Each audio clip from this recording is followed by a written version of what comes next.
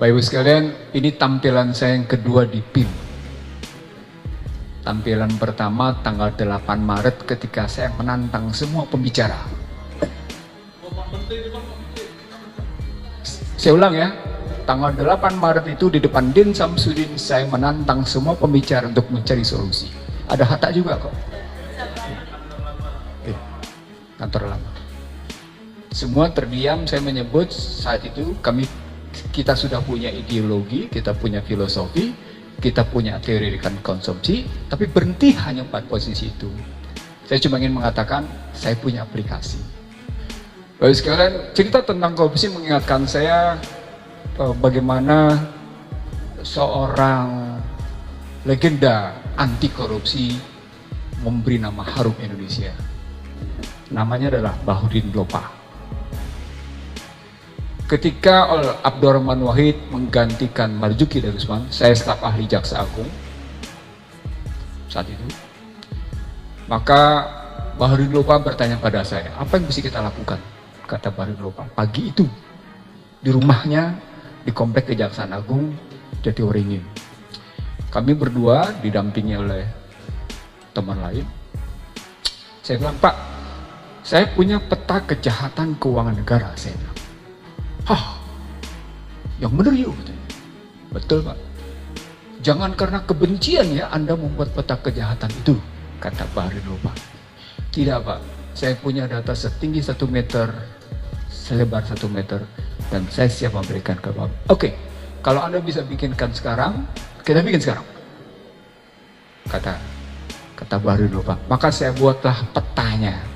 Kejahatan keuangan negara melibatkan 5 kelompok. Ringkasnya begitu. Nah dari sana sesungguhnya saya belum menjelaskan kepada Bahauddin Lopa almarhum saat itu tentang sebab musababnya sampai akhirnya kita korupsi. Tapi Bapak Ibu sekalian, poinnya adalah kalau kita bicara korupsi maka kita tidak, sesungguhnya saya ingin mengatakan begini, jangan terkagum-kagum pada orang yang naik mobilnya S400 gitu, atau pakai 728 atau pakai 735 gitu, atau punya jet pribadi, atau punya yang namanya pulau kecil, atau punya jangan pernah kagum. Saya bisa maaf ya, saya manggil bapak-bapak ibu sekalian, ke sejumlah koruptor saya tuding dengan saya panggil gue lo. Itu sejarah hidup saya hingga hari ini. Saya ulang Pak, bapak-bapak saya panggil dengan bapak ibu. Ke koruptor saya nggak pernah panggil bapak ibu. Saya panggil gue lo, dan saya tuding wajahnya Pak, karena saya pegang data. Data yang saya gunakan untuk Bahauddin Lopa itu saya serahkan ke KPK pada tanggal 21 November 2008. 3 kontainer plastik. Buat saya berhenti melihat masa lalu. Jadi 21 November 2008, saya berhenti melihat masa lalu karena saya menganggap ini tidak akan pernah selesai. KPK, Bapak Ibu sekalian, saya main-main ke KPK generasi 1, generasi 2. Kalau ketika ditangkapnya Abdullah Putih, saat itu kantor KPK masih di Veteran 3. Saya ada di situ dan saya sedang membawa kasus. Nah ini menarik. Saya sedang membawa kasus Wahana Pembinaan Usaha Indonesia yang melibatkan sejumlah manusia yang kemudian menjadi petinggi-petinggi di negeri ini. Saya tidak pernah sedih karena saya tidak pernah bawa emosi saya dalam kasus. Saya tidak ingin melibatkan subjektivitas diri saya gitu ya. Sehingga kita melihatnya dengan objektif, dengan cool. Walaupun per hari ini saya sudah 5 kali dibunuh. Karakter Indonesia. 5 kali dibunuh dengan berbagai kekerasan fisik, bahkan dengan magic. Magic itu bahkan saya dikerjain tidak kurang 4 bulan berturut-turut. 4 bulan berturut-turut, tiap malam saya tidur hanya setelah subuh gitu. Karena sudahlah, lupakan. Tapi poinnya adalah, mari kita lihat konstruksi kejahatan ini dalam korelasi sebab dan solusi. Mas buka dulu sebab dan solusinya judul. Saya kasih judul begini, mega korupsi, sebab dan solusi. Next, ini teorinya. Ada teori dari Robert Kilgard, ada Donald Kruse, Jack Bologna, berbagai kalangan dan Abdullah Mahwa. Poinnya sesungguhnya bicara tentang kalau sederhananya orang punya peluang gitu ya, orang punya kebutuhan gitu kan, lalu ada keinginan memperkaya diri, posisi teori dasarnya itu gitu kalau disederhanakan. Tapi kalau diambil dari kerangka itu secara menyeluruh, saya dapat satu hal, tidak ada koruptor yang punya integritas. That's main point. Siapapun, nggak peduli dia, maaf ya, saya ingat betul ketika zaman Soeharto, saya diselipi, saya bongkar kasus, maaf nih, saya buka kartu, saya membongkar kasus jam sostek, melibatkan semua anggota DPR, semua tentara, semua polisi, menteri, semua terlibat, tapi gue main data,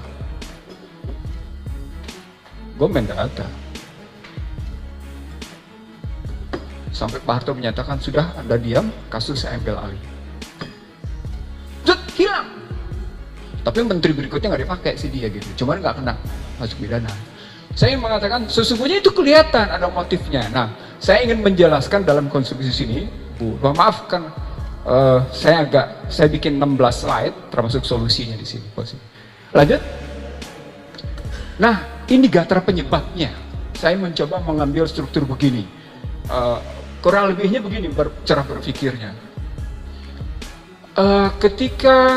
Ketika saya bicara dengan Baharudin Lopa, maka saya bertanya pada Baharudin Lopa, Pak, kalau ada pegawai negeri sipil bawa pulang kertas, boleh nggak? Nggak boleh katanya, Pak, tapi dia butuh, dia miskin, Pak. Dia butuh, dia miskin, dia yuk. Nggak boleh tetap katanya. Oh, ini orang bertahan pada sikap sabarnya. Oke. Saya mancing, Pak, kalau kemudian ada orang kaya tampil sebagai kelihatan penjahat gitu ya, tapi sebenarnya dia penjahat, gimana Pak? Hajar. Maka peta kejahatan keuangan yang disebutkan oleh Baharudin Lopa itulah yang dia bawa kemana-mana sebenarnya. Yang dalam hitungan 2 minggu, maaf ya, 5 tahun lalu saya dapat datanya, dia dibunuh. Jadi bukan terbunuh, dia dibunuh. Tapi kemana-mana karena dia buka itu, data itu. Saya kan kemudian tidak pernah tampil dengan data itu. Saya cuma menyatakan ini loh petanya begini, datanya begini gitu. Kesimpulannya sederhana. Kalau begitu, setiap yang namanya kebutuhan harus dibalikin ke dalam diri orang masing-masing. Nah inilah saya coba lihat di sini frame-nya. Nanti ujungnya kita dapat jalan solusi. Lanjut. Boleh diambil keobahan saya. Ini, nah saya bicara dari era ke era. Soeharto pertama kali kan ingat nggak di era Akbar Tanjung, tim KPK, Komisi Pemberantasan Korupsi BRAS, ingat ya? Ingat dong, kalau yang tahu angkatan 66 pasti ingat tuh. Korupsi, namanya juga KPK, Komisi Pemberantasan Korupsi, tapi untuk BRAS. Tapi orang lupa, dalam periode 68 sampai dengan 71 sesungguhnya problem utama bukan di BRAS. Problem utama di Pertamina. Ingat kasus Ibnu Sutowo ya, saya sebut situ Ibnu Sutowo, Tahir ingat kasusnya di Singapura ya? Ya, Kartika. Lalu berikutnya kasus Peter Haryono, lalu berikutnya baru Bulog berasa. Posisinya jam sostek sesungguhnya bukan hanya pada peristiwa Pak Harto ketika kemarin saya ngebongkar. Ingat kasusnya Edi Tansil. Edi Tansil itu latar belakangnya jam sostek. Ada menteri yang menyetujui dana yang dimiliki oleh jam sostek dipakai lewat perbankan, keluarlah 1,3 triliun. Tapi sebelum kasus sebelum Edi Tansil, saya wartawan waktu itu, saya investigasi, BNI dan BPD, BNI dan BBD sudah dirampok. Rampoknya nggak jauh-jauh dari lingkaran kekuasaan itu. Saya nggak enak nyebutinnya karena nanti soal fitnah kubur ya. Si A, si B, relasinya begini, hubungannya begitu kelihatan gitu. Sampai-sampai saya dimaki-maki dengan binatang karena saya bongkar itu. Itu sejarah hidup saya ketika di era Soeharto. Nah, begitu masuk BLBI, Bapak Ibu sekalian, saya memang dikenal di Bank Bali. Tetapi sesungguhnya perdebatan awal saya adalah perdebatan BLBI. Data yang saya bilang setinggi 1 meter dengan lebar dengan 3 kontainer plastik itu adalah data BLPI. Bapak Ibu sekalian, seorang Dim Samsudin sama seorang yang namanya pedagang asongan, bebannya sama dalam menanggung BLPI. Setahun 60 sampai dengan 70 triliun bunganya. Saya ulang, 60 sampai dengan 70 triliun bunganya. Belum pokoknya loh. Pokoknya 670 triliun. Jadi kalau orang bilang BLI itu enggak kayak gitu. Makanya kemudian saya masuk ke era Mega. Di era Mega itu ada persoalan release and discharge yang kemarin kena ke Sapudin Temenggung. Sementara PDBJ Habibie, sebelumnya kasusnya bukan hanya soal chassis ganda, kasus 39 kapal impor. Nah sampai di sini, maaf saya agak sedikit lama sedikit sini. Semua teman-teman ternyata kasus korupsi besar selalu bicaranya konspiratif. Konspiratif, tidak pernah tidak konspiratif. Bohong kalau ada orang menyatakan ini teori konspirasi, ya justru mereka yang melakukan konspirasi. Maaf ya, termasuk media. Kasus 39 kapal impor itu dibongkar oleh 2 media besar atas pembocoran data dari Kementerian Keuangan. Permainan mafia berkelahi. Kenapa? Karena tidak setuju sama permainan Habibie, permainan rugi. Pada kasus misalnya chassis, sejumlah media kebetulan berpihak pada saya, tapi sejumlah media lain itu juga dapat duit. Dan saya tahu siapa aktivis yang main-main duit dalam rangka membunuh saya. Gitu. Jadi sampai kayak gitu logikanya. Sekali lagi teman-teman sekalian, tidak ada tadi kalau ada yang bilang dia akan mengeliling terus, itu karena konspiratif. Karena disebut dengan konspiratif itu pelakunya berarti bukan cuma 2, 3, enggak, dia melibatkan banyak. Pada kasus Bank Bali, BPK saya sebut sebagai Badan Pelindung Kekuasaan. Ingat siapa ketua BPK-nya? SBY. Begitu masuknya namanya Hatta Taliwang ke anggota dewan, Billy Dodo dihajar habis-habisan, baru Langpam Beripat terbuka. Tapi saat itu saya sudah maksud, jadi dalam pengalaman saya, nanti saya sauti Anes posisinya, pengalaman saya sebagai, apakah saya sebagai pelaku di Pansus, atau saya menjadi narasumber di Pansus, atau saya menjadi pemain latar belakang Pansus misalnya. Saya ingin mengatakan, walaupun dibikin Pansus, DPR tetap impoten. Nis, dengar omongan gua. Dengar omongan gua. Walaupun lo bisa bongkar yang namanya jiwa saya lewat Pansus, kasusnya akan tetap impoten. Abang bisa aja, gue bisa buktiin sama lo. Tuh, kasus Pelindo 2. Apa belum? Gimana sudah ada hasilnya? Investigasinya 2 kali, gimana belum? Gua, enak aja lo belum. Kalau nggak punya ngomong jangan ngomong. No, karena ini soal nyawa. Pertarungannya pertarungan gila di belakang ini. Di sebelah sana ada teman-teman yang biasa teratas nama KPK. Sudah jadi mantan KPK.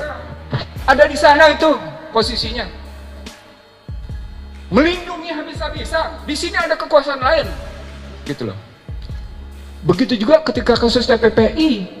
Seorang Din Samsudin memberikan kesempatan pada saya untuk yang namanya gelar kasus. Saksi hidup dia. San, silakan gelar kasus. Ini kasusnya. Kasus TPPI itu kasus gila. 37 triliun. Saya kenalkan deh, begini ceritanya. Kenapa? Karena riwayatnya mafia migas. Di mafia migas itulah saya bercerita di institusi penegak hukum. Saya lawan ketua reformasi migas. Dia ngomong tentang mafia migas, bla bla bla bla. Apa jawaban saya? Lo ngomong mafia migas tanpa data. Gue ngomong mafia migas dengan data ya. Mari kebuktikan. Gue tahu lo yang benar. Ini semuanya penegak hukum nih. Semua penegak hukum sih. Kita buktiin. Masih ada nggak sekarang mafianya? Benar, masih. Kenapa masih? Nikmat 1,2 juta barel per hari. 1,2 juta barel per hari main-mainnya, gak usah gede-gede. Gak usah gede-gede mainnya. Nah, riwayat itu saya muncul lagi lebih lanjut di kasus Megawati, LNG Tangguh. Siapa yang nggak ingat kasus LNG Tangguh? Iya, ingat ya? Kasus Indosat, kasus yang orang lupa kasus Edi Widiono. Oh, PLN. PLN itu udah dua kasusnya, bukan sekedar kasus CSSIS-nya, tapi juga kasus yang namanya PLTU-nya, pembangkitnya posisinya. Begitu juga yang namanya kasus Real Estate Discharge, PLBI dan PT PPA. Di PT PPA ini salah satu kuncinya adalah harga aset 19,5 triliun dijual dengan harga 668 miliar. Halo. Harga aset 19,6 triliun dijual dengan harga 668 miliar. Oh, tetap berkuasa orangnya bahkan di luar negeri. Hah? Wah, gila nih barang. Iya, tapi jelas sama di era SBY sama. Sejumlah pengkhianat itu, gue sebut pengkhianat ya, karena gue tulis tetap berkuasa, tetap jadi menteri. Di era sekarang ada juga. Dimusuhin gak gue? Dimusuhin gue, ditantang, dihajar habis, dibunuh. Tuh, ada sekarang mereka masih berkuasa tuh. Ada. Jadi di sini perspektifnya ada yang benar. Dia berbelit terus, nggak pernah berhenti. Berlindung mas, pakai kekuasaan. Saya tadinya mau munturin pernyataan Ahok. Joko Widodo tidak pernah bisa menjadi presiden tanpa. Tadinya saya mau putar di sini biar teman-teman sangat. Terus pernyataan sama Sekda Solo. Dua itu mestinya kita putar untuk mengingatkan kita kembali. Ada dua peristiwa Ahok yang menyatakan secara terbuka dan pernyataan Solo itu posisinya. Saya terusin ke bawah biar cepat. Peristiwa SBY begitu posisinya, ya. Nah di era Joko Widodo itu buat saya, kenapa saya ingetin Anies tadi, lu bikin pansus nggak bisa apa-apa? Karena MD3 itu diubah habis-habisan, padahal hasil pansus menyatakan berhentikan Rini Sumarno, cabut, berhentikan perjanjian kerjasama Pelindo 2 dengan Hutchinson. Yang ketiga, posisinya tangkap Erjelino, berhentikan Erjelino. Yang dikerjain cuma yang ketiga. Yang pertama dan kedua nggak bisa. Bahkan mereka datang ke Hongkong ngemis ketemu Hutchinson. Ditulis oleh sebuah media. Indonesia ternyata memiliki xenofobia. Jadi editorial. Padahal orang yang diminta untuk menghadap itu adalah melakukan dua. Dalam sejarah saya, dan ini saya omongin sama Wang Menqiu ketika saya bicara teks amnesti. Ini satu juga.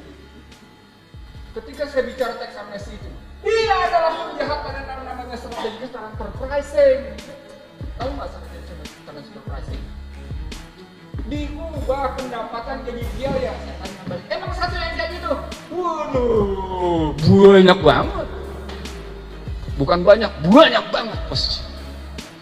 Saya terusin, ya posisinya di area Koji Guadro kayak gitu. Poinnya adalah satu, berarti ada yang konstan, ya, ada yang konstan. Apa itu? Perilaku ringkas. Saya balikin ke atas, mas balik ke sebelumnya mas, balik ke sebelumnya mas. Dah kelihatan di sini. Satu lagi mas. Nah di sini kelihatan orang-orang ini mau kemana relasinya. Lanjut. Nah di situ bisa lihat di sini motif mereka. Jadi dalam bahasa sederhana, ketika saya mencari gatra penyebab, sejak tahun 56 hingga hari ini, Barat berhasil mencokoki orang-orang Indonesia dari pola pikir spiritualisme menjadi total materialisme. Ulang. Sejak 1956, Barat berhasil mencokoki pemikiran Indonesia dari spiritualisme yang iman dengan materialisme menjadi totally materialism. Apa artinya? perangnya perang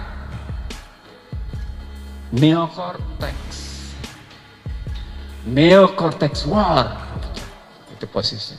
Lanjut Mas, terusin. Nah ini gambaran ceritanya. Saudara sekalian, France 24 menyatakan berapa banyak orang Cina di Morowali? Berapa? Hah? 400. Salah Anda nyebutnya. Berapa laporannya? Itu korupsi bukan?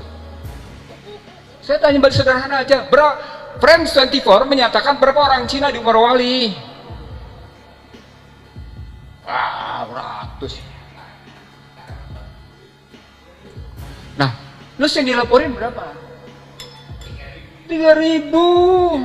Saya tanya, dari 3.000 ke 40.000 itu korupsi bukan? Terus naikin di era penyelundupan.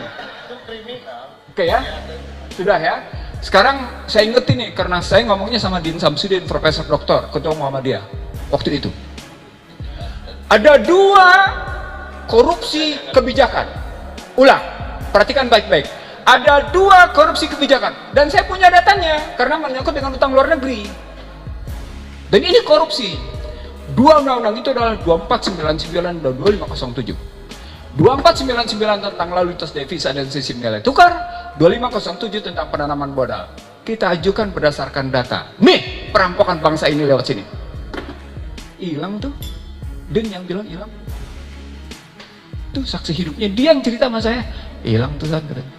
Gue dipanggil di sini, gue dipanggil di sini, gue dipanggil di sini, hilang. Bus, nggak karu-karuan. Tuh.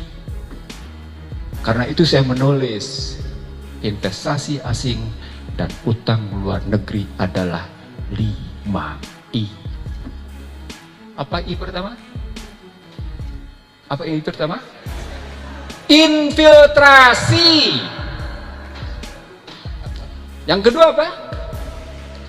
Intimidasi. Kalau lo nggak begini lo takut nih, lo salah, lo nggak bakal maju lo. Teorinya begini, mestinya begini. Intimidasi otak.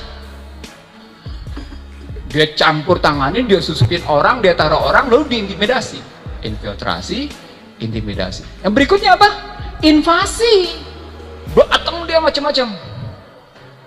Karena gila-gilaan gitu posisinya. Kalau orang sudah diintimidasi, orang sudah diinfiltrasi, seperti itu. Apa yang kejadian berikutnya?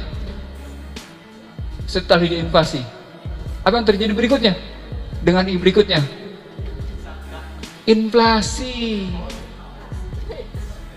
Secara ekonomi dia akan inflasi dia. Baca aja deh, sederhananya itu gampang. Prof. Din dan kawan-kawan, saya ingin mengatakan omongan saya tentang tulisan saya semua itu semuanya dengan bukti. Dalam satu kesempatan, saya membuktikan di sebuah TV swasta. Ini bukti infiltrasi. Ini bukti yang namanya insinuasi. Ini bentuk yang namanya bagaimana barat menekar. Seketika Bank Dunia 2 kali jawab apa tentang. Di situ ditulis siapa pelakunya. Disitulah saya mendapatkan siapa manusia pengkhianatnya. Sekarang pertanyaan berikutnya, itu korupsi bukan? Oke, Anda bilang korupsi. Saya naik sedikit. Kalau Undang-Undang Dasar 45 dibilang Undang-Undang Dasar asli, Undang-Undang Dasar 2002 disebut sebagai Undang-Undang Dasar 45, itu korupsi bukan? Saya menyebutnya korupsi konstitusi. Saya tulis 2002-2003.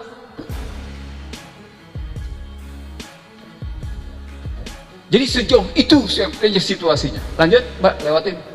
Terus lewatin aja untuk segera. Nah, saya lewat ke. Nah, ini mekanismenya. Saya perlu menjelaskan mekanismenya saja, Bu Ulfa. Ini mekanisme begini. Lihat, dalam kerangka politik, general election, klik lagi, pemilihan umum. Ini ilmunya Ibu Zuhro, tapi kemudian saya coba aplikasikan dalam ekonomi politik. Lanjut. Nah, itu false vote, false aspiration, false governance, false representative, false public policy, false authority. Lanjut. False certainty. Lanjut lagi sekali lagi. Social distrust. Kasus Corona membuktikan public distrust itu rendah. Social distrust itu rendah. Distrust enggak, tinggi mas, social distrustnya. Sorry. Jadi distrustnya itu luar biasa. Kondisinya. Itu kelihatan di situ. Mekanismenya begini. Dalam ilmu metodologi namanya ini thinking model. Jadi saya mengajukan beberapa thinking model. Lanjut, terus. Solusi pertama begini. Tadi saya mulai dengan persoalan integritas. Ternyata integritas tidak dilahirkan serta merta. Dia berproses ceritanya. Lanjut, terus lewatin aja. Poinnya ini silahkan nanti diambil, silahkan kalau mau. Lanjut. Terus ini dibalik modelnya. Kalau Anda mau memunculkan itu, maka ubah sistemnya. Dalam bahasa yang sederhana, ketika semua orang bicara tentang sebab korupsi, saya ingin mengatakan pada Anda, Hatta Taliwang dan kawan-kawan menyebut basisnya ada pada amandemen 2002. Saya konkret menyebutnya ada di pasal 6 tentang partai mengusulkan presiden, dan pasal 33 ayat 4 dan ayat 5. Termasuk perubahan pasal 1 ayat 2 dan pasal 2 ayat 1. Ini hasilnya. Model begini. Jadi sebenarnya kalau kita mau kembali gampang. Perbaiki pasal 1 ayat 2, pasal 2 ayat 1, pasal 6 plus pasal 33. Gampang sekali. Balikin dulu, itu kata kuncinya. Saya ingin mengatakan pada Anda semua, korupsi tidak akan pernah tuntas di Indonesia sepanjang kita tidak memperbaiki sistem. Sayangnya semua teori yang ada di sini tidak bicara sistem. Termasuk KPK, pernah saya sampaikan pada Bapak Ibu sekalian, KPK tidak akan pernah bisa memberantas korupsi. Ibarat pemadam kebakaran, KPK hanya bisa memadamkan api yang besar, tapi tidak akan pernah bisa memadamkan sumber api kebakaran karena kesalahan sistem. Terus penutup mas, terus penutup penjelasan. Saya mau kasih tahu Prof Din jawaban saya tentang SDG. Terus lewat. Nah, Din. Itu yang atas adalah SDG, sebelah kiri atas. Sebelah kanan ini adalah model critical theory. SDG pada hakikatnya tetap membuka korupsi. Anda bisa lihat kenapa SDG buka korupsi, karena tumpuan utamanya adalah investasi dan modal asing. Ini jawaban saya di bawah dalam kerangka systemic analysis termasuk konsistensi, sehingga dijawab model begitu. Ujung dari semua ini adalah terakhir mas, kasus Jiwasraya, kasus Asabri, kasus Taspen itu sudah saya bawa duluan. Orang baru sadar sekarang, sampai-sampai aduhnya nggak tanggung loh. Saya diundang direksi, tapi berikutnya langsung lewat tutup. Penting dia langsung bicara. Lain aja. Berdahsyat luar biasa. Kasus Asabri sesungguhnya kita udah bicarakan duluan. Asabri akan ketolong karena tiap bulan dia masih terima duit. Ulang, Asabri masih ketolong karena tiap bulan masih dapat premi. Ya, ini yang repot Jiwasraya. Prof Din dan kawan-kawan, di sini saya tidak setuju cara-cara teman BUMN. Kalau Ganda bicara BUMN seperti itu dan lain seperti itu, saya mau mengatakan sama Anda. Dalam pengalaman saya, ini cerita nggak enak nih.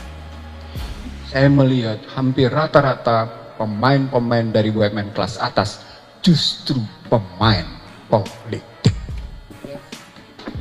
Dan perlu tahu, uang dari BUMN itulah yang mereka untuk pakai menyuap politik para petinggi. Di sebuah bank di mana saya komisarisnya, dilaporkan oleh komisaris utama. Nursiku minta maaf. Kenapa minta maaf sama gue? Gue setuju tuh duitnya dipakai buat kampanye presiden. Lo gila lo. Gue nggak akan pernah setuju. Kalau gitu gue investigasi. Gue bilang. Gue investigasi. Bikin laporan ke BI. Laporin BI hilang. Dahsyat kan? Laporan di BI hilang. Dan yang bersangkutan kemudian naik kelas, duduk. Yang bersangkutan naik kelas lagi jadi menteri dan seterusnya. Sama seperti kemarin juga waktu cerita 2014 ke 2000, sama, nggak ada gunanya, sama aja prakteknya. Itu yang saya bilang, anak DPR itu main proyek, apa jadi anggota dewannya, kalau nggak ngutang pakai duit diri sendiri. Anak BUMN itu jadi menteri, jadi punya jabatan, dia main politiknya nggak dari kantong sendiri, uang dari BUMN. Jadi yang lebih jago berpolitik siapa? Disitulah kasus holding. Sebagai penutup, Bapak sekalian, semuanya itu pulang pada apa yang disebut oleh Bank Dunia menyatakan ada 3 masalah. Lack of credibility. Ulang ya. Lack of credibility, lack of certainty, lack of compliance. Ya. Jadi ada persoalan kredibilitas, ada persoalan kepastian, ya, kepastian itu, dan ada persoalan kepatuhan. Ditambahin sama modus pur, lu nggak punya duit mah pajak, bahaya PBN lu, bahaya perpun ekonomi lu. Kata modus yang kedua, barang-barang lu nggak bisa lu ekspor, berantakan pasar. Yang kedua, yang ketiga yang menyakitkan dalam konteks dengan Bank Dunia, penegakan hukum lu jelek amat sih. Iya, luar biasa. Terima kasih.